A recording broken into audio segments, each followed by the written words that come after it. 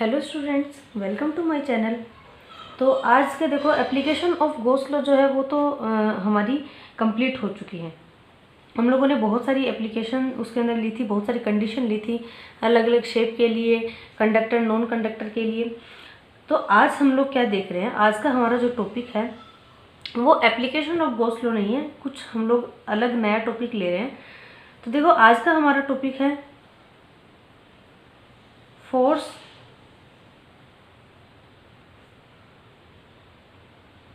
on the surface of charged conductor। ठीक है, तो अब देखो इसके अंदर टॉपिक एक बार मैं फिर से बताती हूँ आपको। टॉपिक है हमारा force on the surface of charged conductor, यानी कि कंडक्टर है उसको हमने चार्ज किया, चार्ज कंडक्टर लेना है। देखो ठीक है, यानी कि कंडक्टर और वो भी कैसा, चार्ज, और उसके सरफेस पर फोर्स। ठीक है, तो सबसे पहले तो हम लोग समझेंगे कि क्वेश्चन बन क्या रहा है और हम लोग कौन से फोर्स की बात हम लोग कर रहे हैं। ठीक है, तो सबसे पहले हम लोग कोई कंडक्टर ले लेते हैं। तो ये हमारा कंडक्टर है, ठीक है। आई थिंक थोड़ा बड़ा लेना चाहिए था, लेकिन ठीक है कोई बात नहीं। ये हमारा कंडक्टर हम लोगों ने ले लिया है, ठीक है। अब क्योंकि चार्ज कंडक्टर है तो चार्ज इसके ऊपर शो करेंगे। अब चाहे ये सॉलिड टाइप का हो या फिर इसके मतलब इसके जो मिड पार्ट है उसके अंदर वॉल्यूम मास हो या नहीं हो, लेकिन इसके वॉल्यूम में चार्ज नहीं होगा, क्योंकि हम लोगों को पता है ये कंडक्टर है एंड कंडक्टर को जब चार्ज दिया जाता है तो चार्ज उसके सरफेस पर डिस्ट्रीब्यूट होता है। ये हम लोग वेल नोन है इस कॉन्सेप्ट से, ठीक है। तो अब हम लोग यहाँ पर चार्ज डिस्ट्रीब्यूट कर रहे हैं इसके ऊपर, ठीक है।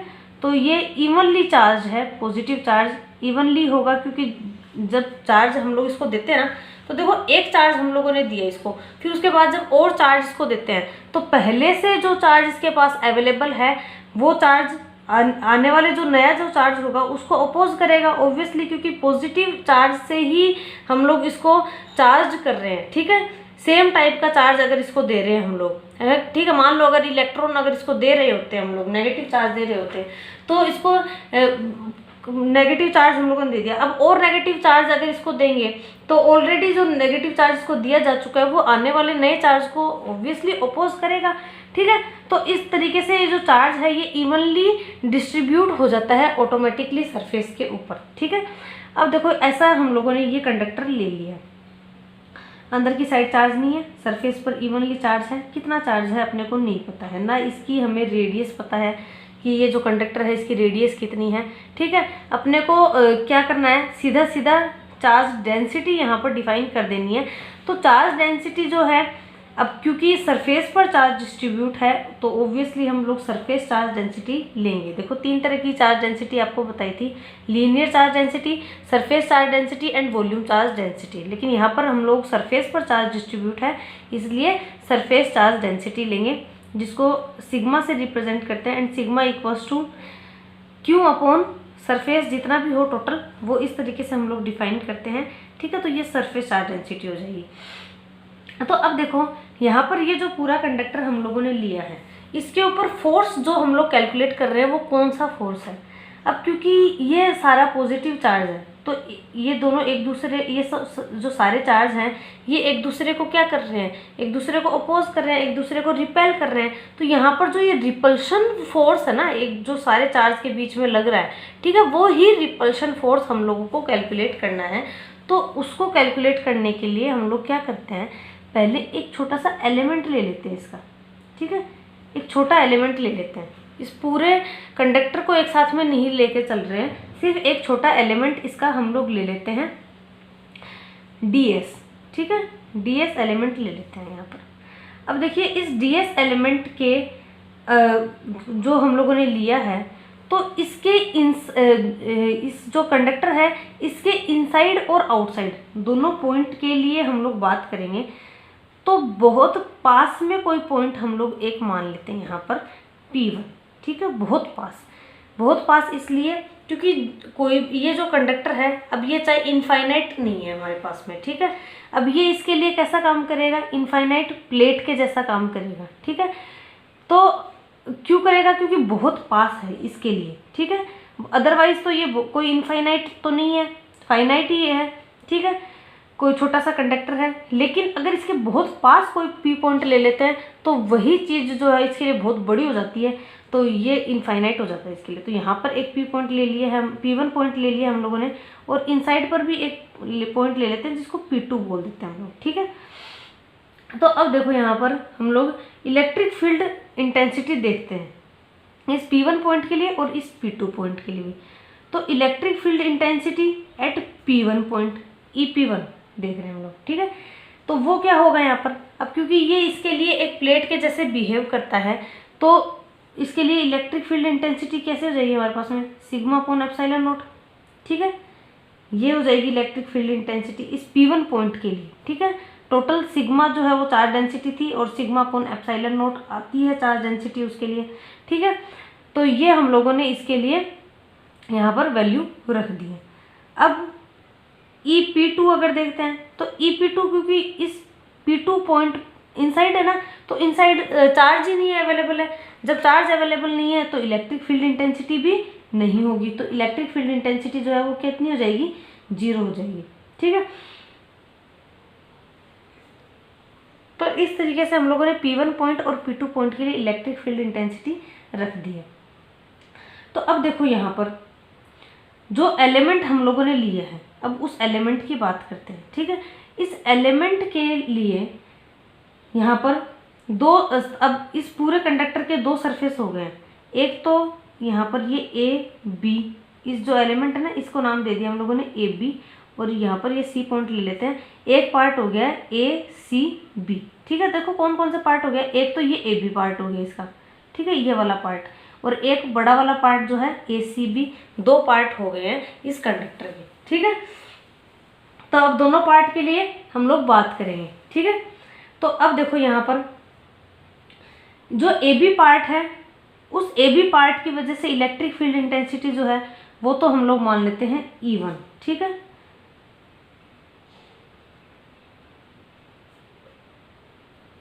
Electric field intensity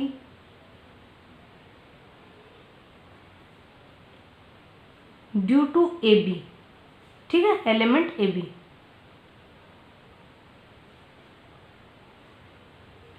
AB element की वजह से इलेक्ट्रिक फील्ड इंटेंसिटी को बता दिया हम लोगों ने E1।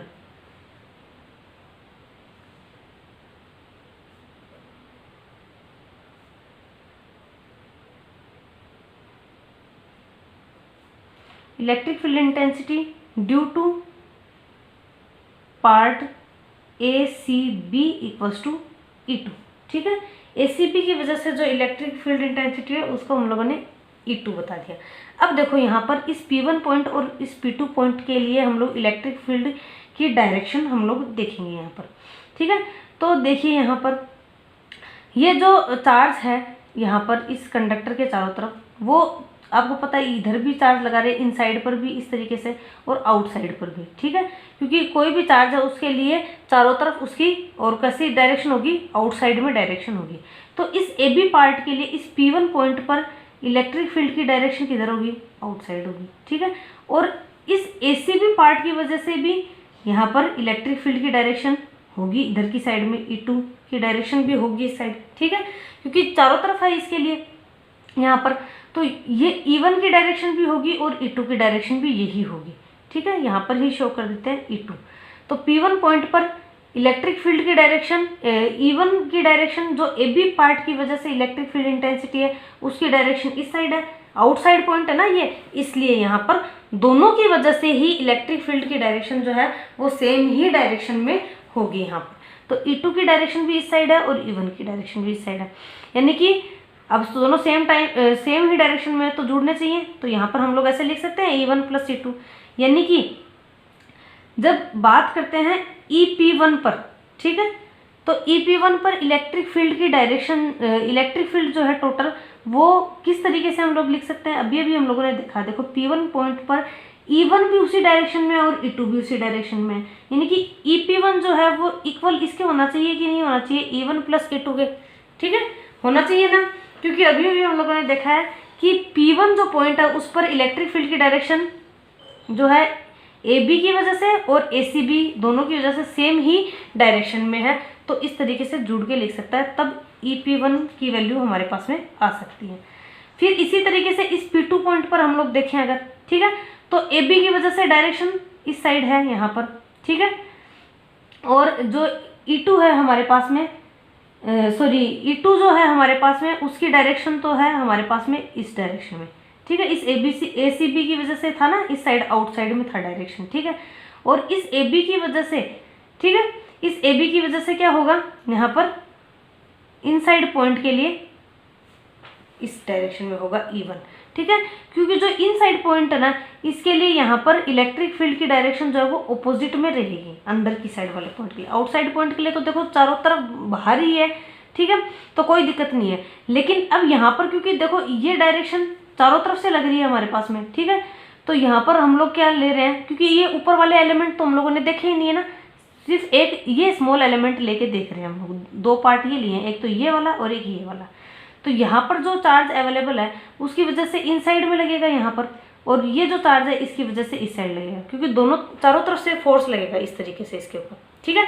तो क्या होगा, दोनों ऑपोजिट डायरेक्शन में रहेंगे, तब यहाँ पर कैसा आना चाहिए, माइनस में साइन आना चाहिए, क्योंकि ऑपोजिट डायरेक्शन होती है तो माइनस में साइन आता है। तो EP2 के लिए हम लोग कैसे लिख सकते हैं, total charge, total electric field E1 minus E2, इस तरीके से लिख सकते हैं हम लोग, ठीक है।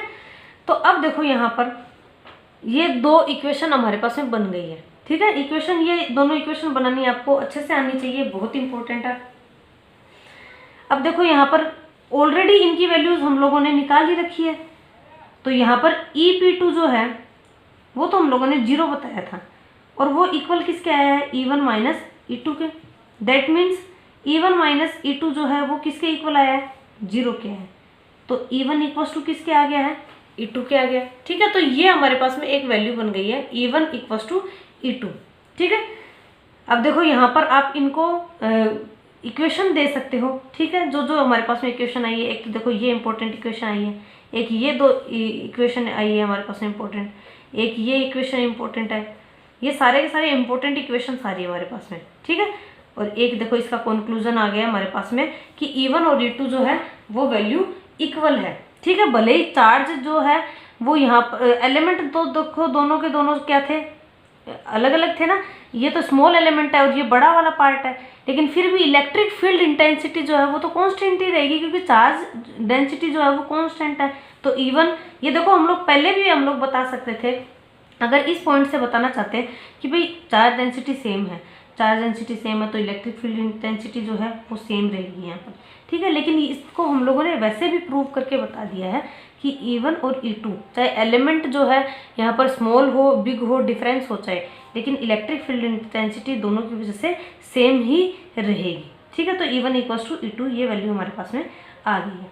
अब देखो यहाँ पर इस EP1 की बात करें तो ये EP1 की वैल्यू ऑलरेडी हम लोग निकाल चुके हैं, सिग्मा अपॉन एप्सिलॉन नॉट, और वो किसके इक्वल है, E1 प्लस E2 के इक्वल है, ठीक है। इस इक्वेशन से और इस इक्वेशन से हम लोगों ने देखा है। अब यहाँ पर E1 और E2 तो सेम है क्योंकि, तो आप E2 प्लस E2 भी लिख सकते हो, ठीक है, और वो सिग्मा अपॉन एप्सिलॉन नॉट के इक्वल है। तो अब देखो यहाँ पर 2E2 इक्वल्स टू कितना हो जाएगा, सिग्मा अपॉन एप्सिलॉन नॉट, ठीक है। और सिर्फ E2 की अगर बात करें तो सिग्मा अपॉन 2 एप्सिलॉन नॉट, यहाँ पर ये E2 की वैल्यू हमारे पास में आ गई है। और ऑब्वियसली जो E1 है उसके लिए भी इतनी आएगी, E1 और E2 के लिए दोनों के लिए सिग्मा अपॉन 2 एप्सिलॉन नॉट हमारे पास में वैल्यू आ जाती है, ठीक है। अब ये जो E1 और E2 की वैल्यू जो हम लोगों ने निकाल ली है ना, ये इससे फ़ायदा क्या होगा हमारा कि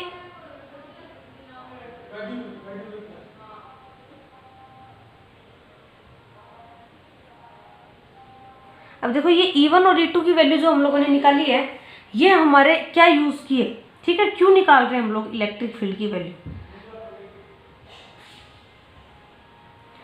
तो देखिए इलेक्ट्रिक फील्ड की वैल्यू इसलिए निकाल रहे हैं क्योंकि हमारे पास में एक फॉर्मूला आया था, देखो F इक्वल्स टू QE।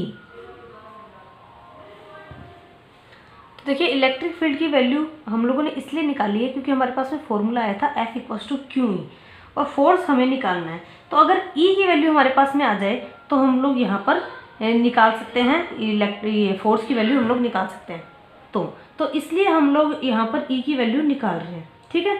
अब देखो यहाँ पर जो फोर्स की वैल्यू है due to element A B, ठीक है। तो अगर मान लो कि उस ए बी एलिमेंट पर डी क्यू चार्ज अवेलेबल है, ठीक है, ए बी एलिमेंट पर डी क्यू चार्ज अवेलेबल है, D Q charge on element A B, ठीक है, ए बी जो एलिमेंट है उसके ऊपर डी क्यू चार्ज अवेलेबल है। तो यहाँ पर डी एफ की वैल्यू, फोर्स की वैल्यू अगर हम लोग निकालें तो ये क्या हो जाएगा हमारे पास में, ठीक है। तो ये E1 रखो चाहे E2 रखो, इक्वल ही है E2 इंटू डी क्यू। किस तरीके से फोर्स की वैल्यू निकाल सकते हैं, ठीक है, क्योंकि F equals to Q E था, ठीक है। तो यहाँ पर F, क्योंकि अब पूरा एलिमेंट नहीं है तो फोर्स भी पूरा हम लोग नहीं लिखेंगे, सिर्फ DF लिखेंगे, क्योंकि एक स्मॉल एलिमेंट की बात चल रही है तो चार्ज भी उस पर हम लोग DQ बता रहे हैं, क्योंकि पूरा चार्ज सिर्फ AB एलिमेंट पर तो अवेलेबल है नहीं, ठीक है। और उसकी वजह से इलेक्ट्रिक फील्ड इंटेंसिटी हम लोगों ने निकाल ली, E1 या E2 दोनों सेम ही है, ठीक है। तो अब जो है यहाँ पर हम लोग वैल्यू रख देते हैं। तो DF इक्वल्स टू क्या हो जाएगा हमारे पास में, E2 की वैल्यू रख दी सिग्मा अपॉन 2 एप्सिलॉन नोट, ठीक है। और इनटू में क्या जाएगा हमारे पास में DQ, ठीक है। अब DQ कहाँ से लेकर आए, ठीक है। तो DQ की वैल्यू देखो, जो ये हम लोगों ने डिफाइन की थी ना चार्ज डेंसिटी, तो सिग्मा इक्वल्स टू कितना बताया था हम लोगों ने, सिग्मा हम लोगों ने बताया था Q अपॉन S, ठीक है। लेकिन यहाँ पर DQ चार्ज की बात करें तो DQ अपॉन DS भी बता सकते हैं, ठीक है। तो ये वैल्यू हम लोग अब यहाँ पर रख देंगे।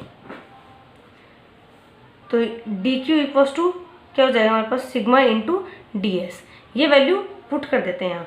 तो DF इक्वल्स टू क्या हो जाएगा, सिग्मा अपॉन 2 एप्सिलॉन नोट, तो एज इट इज आ जाएगा। और इसकी जगह हम लोग रख देंगे सिग्मा इंटू DS। अब सिग्मा सिग्मा 2 बार हो गए हैं तो सिग्मा स्क्वायर हो जाएगा हमारे पास में, ठीक है। तो DF इक्वल्स टू क्या हो जाएगा, सिग्मा स्क्वायर अपॉन में 2 एप्सिलॉन नोट इंटू DS, ठीक है। ये वैल्यू हमारे पास में आ जाएगी। तो अब चाहे तो हम लोग इंटीग्रेशन भी कर सकते हैं, ठीक है। तो अगर इंटीग्रेशन कर देते हैं बोथ साइड तो ये तो क्या हो जाएगा, फोर्स हो जाएगा F, और क्योंकि पूरे के लिए फोर्स आ जाएगा, और सिग्मा का स्क्वायर और 2 एप्सिलॉन नोट, ये दोनों ही चीज़ें कांस्टेंट है, सिर्फ इंटीग्रेशन किसका होगा, DS का होगा, ठीक है। और DS का कितना हो जाएगा भाई, एक छोटा एलिमेंट जो लिया था हम लोगों ने उसका तो हम लोगों ने DS मान लिया, पर अगर पूरे उस कंडक्टर के लिए करेंगे तो उसका S सरफेस मानना था हम लोगों ने स्टार्ट में, तो ये हो जाएगा S। तो sigma square upon 2 epsilon note into में S, ये हमारे पास में आ जाएगा, ठीक है। इस तरीके से कर सकते हैं, या तो आप इसको S लिख दो या सिर्फ और सिर्फ इंटीग्रेशन करके DS करके छोड़ दो, इतना भी कर सकते हो आप, चाहे जो कर लो, कोई उसमें दिक्कत नहीं है। ये हमारे पास है फोर्स की वैल्यू आ गई है, जो उसके सरफेस पर एक्ट करेगा वो फोर्स की वैल्यू आ गई, जो रिपल्शन फोर्स लगेगा ना उसकी वैल्यू हमारे पास में आ गई है, ठीक है। अब सरफेस की फोर्स की वैल्यू आ गई है, तो देखो प्रेशर की वैल्यू निकालना तो कोई बड़ी बात नहीं है। F अपॉन में ये जो अगर आप सरफेस से डिवाइड कर दोगे ना इसको, F अपॉन में S equals to sigma square upon 2 epsilon naught, ठीक है। ये वैल्यू हमारे पास में इस तरीके से हम लोग प्रेशर की वैल्यू P इक्वल्स टू भी निकाल सकते हैं, ठीक है। अब देखो यहाँ पर ये जो हमारे पास में सिग्मा के फॉर्म में आ रही है, अगर चाहे तो हम लोग इसको इलेक्ट्रिक फील्ड के फॉर्म में भी रख सकते हैं, फोर्स को और प्रेशर दोनों को ही, क्योंकि सिग्मा जो है देखो इलेक्ट्रिक फील्ड की वैल्यू E इक्वल्स टू क्या होता है, sigma upon epsilon note, total electric field यही आता है इसकी वजह से, सिग्मा अपॉन एप्सिलॉन नोट। तो यहाँ से क्या आ जाएगा वैल्यू हमारे पास में, sigma equals to E epsilon naught. तो ये वैल्यू यहाँ पर हम लोग रख सकते हैं। तो फोर्स वाले में रखते हैं, तब तो देखो क्या आ जाएगा, सिग्मा का स्क्वायर करना है तो E स्क्वायर एप्सिलॉन नोट का square upon 2 epsilon note integration DS, तब तो एक एप्सिलॉन नोट से एक एप्सिलॉन नोट कैंसिल हो जाएगा, ठीक है। और ये वैल्यू क्या आ जाएगी, देखो इस साइड लिख देती हूँ मैं, ये आ जाएगी हमारे पास में 1/2 epsilon note into E square integration DS, ये आ जाएगी हमारे पास, ठीक है। और अगर प्रेशर वाली में रखते हैं तो ये आ जाएगा हमारे पास में E का स्क्वायर एप्सिलॉन नोट का स्क्वायर अपॉन 2 एप्सिलॉन नोट, एक एप्सिलॉन नोट से एक एप्सिलॉन नोट कैंसिल हो जाएगा। तो प्रेशर जो है हमारे पास में, प्रेशर इक्वल्स टू कितना आ जाएगा, 1/2 epsilon note into E square. तो देखो ये क्या किया हम लोगों ने, एक चार्ज कंडक्टर के सरफेस पर लगने वाले फोर्स और प्रेशर की वैल्यू डिफाइन की है। फोर्स और प्रेशर, कौन सा फोर्स, ठीक है, क्योंकि चार्ज है, चार्ज दिए हुए हैं तो सारे चार्ज क्योंकि एक ही टाइप के हैं तो उनके बीच में रिपल्शन फोर्स लग रहा है। उसी रिपल्शन फोर्स और प्रेशर की वैल्यू हम लोगों ने यहाँ पर कैलकुलेट की है। ठीक है, तो बहुत अच्छे से एक्सप्लेन करने की कोशिश की है। और अगर आपको ये वीडियो जो है ये अच्छा लगा है, आपको ये मेरे सारे वीडियो जो है वो यूज़फुल लग रहे हैं, आपको इनसे हेल्प हो रही है अगर, तो प्लीज़ वीडियो को लाइक करना बिल्कुल मत भूलना। चैनल को सब्सक्राइब कर लो, बेल आइकन को ज़रूर प्रेस कर दो ताकि क्या है आगे की क्लास की नोटिफिकेशन आपको डायरेक्ट मिल जाए। और भी बहुत सारे स्टूडेंट्स के साथ शेयर करो ताकि उनको भी इसका फ़ायदा हो सके।